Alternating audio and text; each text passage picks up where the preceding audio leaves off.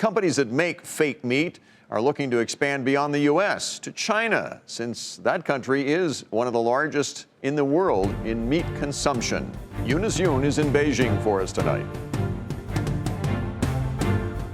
CEO Pat Brown is in China for Impossible Foods' debut here, and he told me that he sees China becoming one of the plant-based meat companies' most important markets. China is the biggest consumer of meat in the world, and the demand for meat in China is so great that China doesn't have the farmland to produce its own meat supply.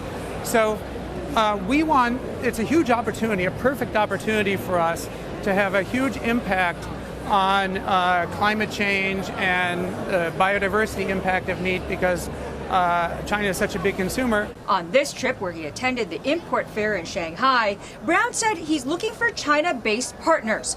He said the plan would be to manufacture here and source raw materials locally.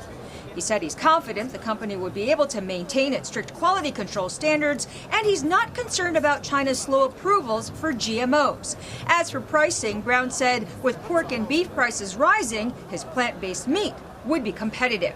The company is serving up 50,000 samples of plant-based burgers and dumplings at the fair. One unique aspect of the China market, China has a thriving fake meat dining culture because of its 250 million Buddhists. You can get plant-based Peking duck, for example. Brown said his target consumer is different because they're not necessarily vegetarians, but want a meat-eating experience. For Nightly Business Report, I'm Eunice Yoon in Beijing.